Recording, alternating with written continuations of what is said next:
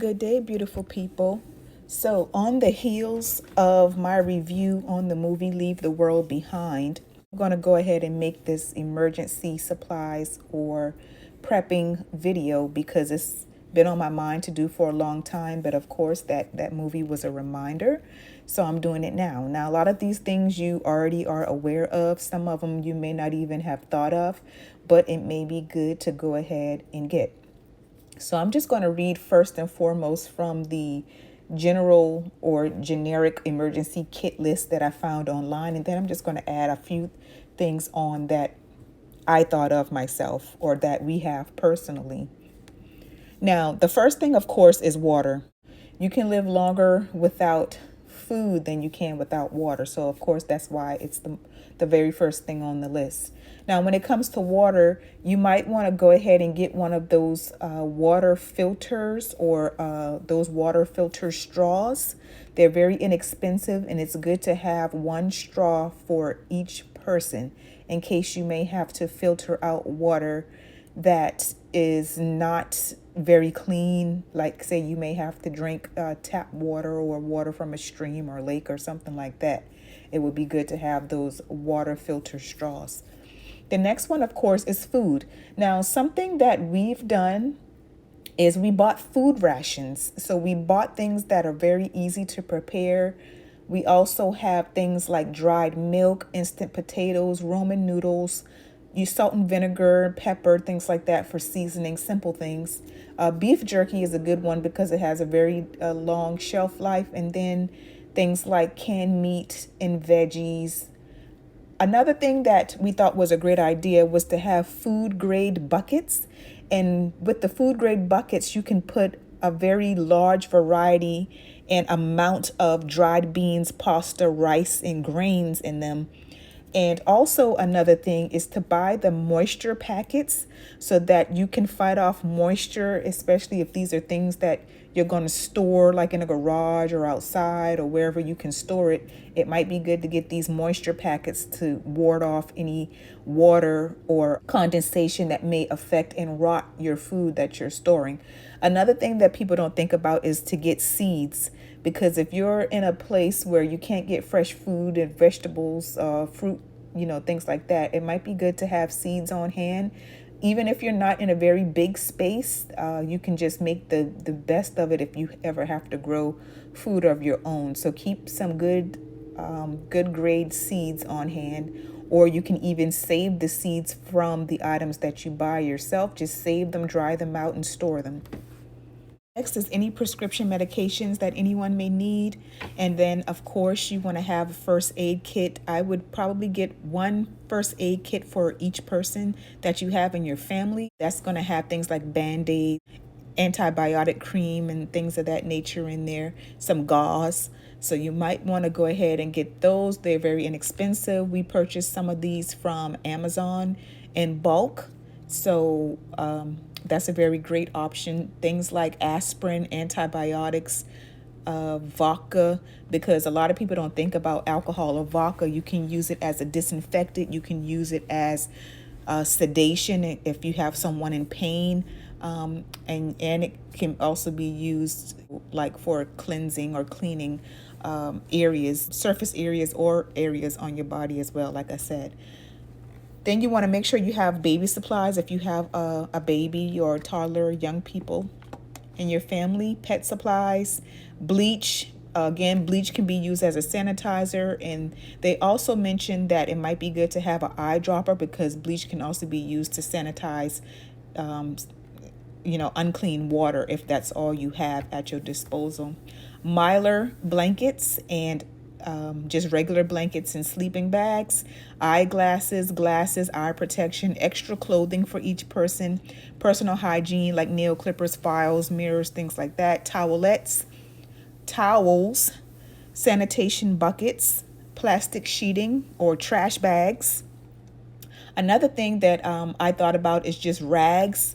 A lot of times, like if we have socks that don't have a match, I'll keep them, and I keep them as rags for cleaning, or if we have to stuff a hole or anything like that. And also, if you need a tourniquet, you can use like old t-shirts or rags like that if you ever need something to wrap up a wound or to support a broken or sprained body part. Another thing is good to have is backpacks. A lot of people make bug out bags.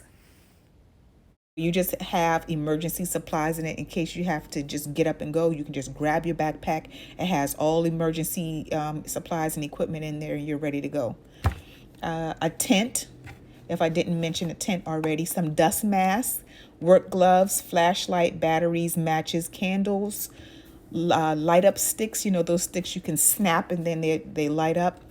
A knife, of course. Now, some other things. Now, the knife can be used for anything like protection or preparation or, severing things and things like that. But if you're using it for protection, some other means of protection or weapons would be, of course, your a gun person. You can have your guns. Make sure you have all of your bullets and supplies you need for that. And pocket knives, of course, aside from just regular knives. And you might want to keep your hands on a couple or a few machetes also in case you ever have to be in the woods and you need to cut down dense brush or anything like that. You have yourself a nice big machete to get that done with. Then you want a multi-purpose tool, something that's all in one, that is like a knife, a scissors, and like pliers all in one. That would be very helpful. Then you have your regular sized tools like wrenches, pliers, crowbars, things like that. Ropes, cords, duct tape, manual can openers, kitchen items like bowls and spoons, scissors, fire extinguisher, compass, pen and paper, a radio, a battery operated radio, your cell phone chargers. You might want to have several of these because they can go dead, they can get lost, they can get damaged.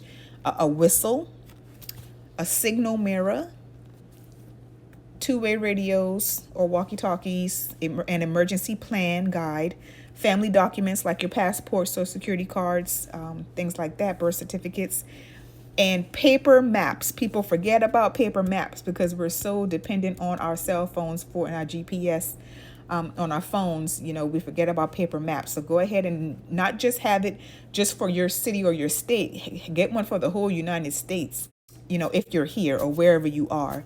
A camera. And then you want to have books and games for entertainment. That's last on the list as far as I'm concerned.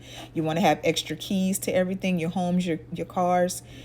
Keep some cash, traveler's checks and coins on hand because, if it hits the fan, of course, a lot of these ATMs and electronic means of doing transactions will probably not be in effect at all. So some other little things I want to add on here that I didn't see is a lighter. I think I already mentioned having some trash bags. You can also get yourself a propane stove. Those are very inexpensive to buy, just like those little one burner propane stoves. Some wicker lamps that you can buy online as well. We have a couple of those from Amazon. And you want to write down your important numbers and addresses because unfortunately, again, we have become very dependent on our cell phones. So we don't even remember phone numbers anymore, and we don't remember addresses. We might remember how to get there in general, but if you're going a long distance, you may not remember exactly every detail and every turn that has to be made to get where you're going. So write down your phone numbers and write down important addresses and keep them in a safe place. And last but not least, this is something that my husband and I have thought about very heavily. Now, this came to my mind years ago from watching The Walking Dead. If you have not seen The Walking Dead and you can get over the zombies, because it took me years to get over the zombies, and my son kept saying, "Mom, this is such a good show."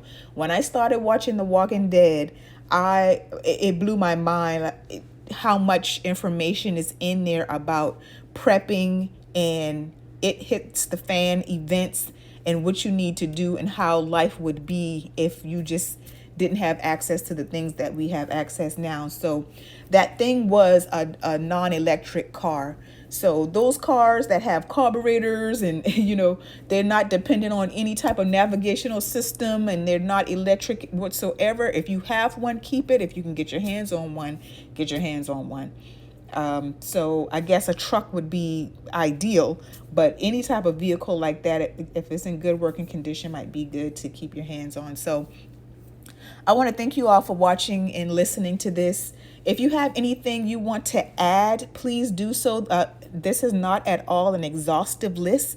This is, like I said, just things off of the generic list that I found online, and things that we have come across as being important as well. Now, this is going to either be a much larger or smaller list depending on the size of your family and where you live and things of that nature. But having something is better than nothing. So whatever you can go ahead and start to gather and get your hands on, go ahead and do it, because warning comes before destruction. And like I said, this prep and emergency video is on the heels of the Leave the World Behind movie review that I did on yesterday. And so these things are not being said and brought to our attention for nothing, because in that movie, the little girl, she mentions a story, and I'm sure a lot of you have already heard this story, and it's about this man that's a believer, and he comes into this storm, okay, and he's a heavy believer, like I said, and sometimes some people are so overly religious they fail to realize that they still live in a natural world. So he's in a storm. Someone gives him the warning, look, there's going to be a storm. You need to do this. You need to evacuate. Okay, you need to get yourself together. He's like, nah, that's all right. I believe, I'll be all right and things are going to work out for me. All right, that passes. Then it starts to flood a little bit more and more and more. And someone comes by with a boat. And he says, no, I think I'll be all right. I believe, I think things are going to be okay, and I'm going to survive this. I'll be all right. And then someone comes by with a helicopter, and he says, no, I'm going to be okay. Don't worry about me. I believe all is well. So the man ends up drowning. And when he drowns and he gets to heaven or in the presence of the Most High, he says, I believed in you. What happened? Why didn't you come and save me? And the Most High said, I did. I sent help for you 3 times. I sent you a warning, I sent you a boat, and I sent you a plane.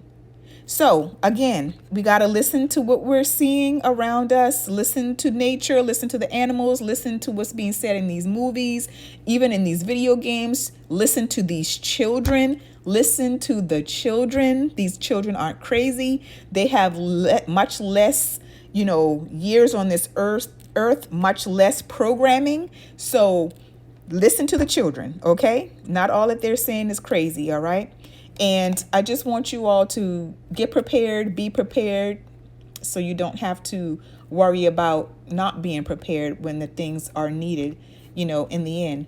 But again, like I said, I really do want to hear anything that I left off of this list, things that other people may need to know about, because we all need to help each other as much as we can, when we can. So be blessed.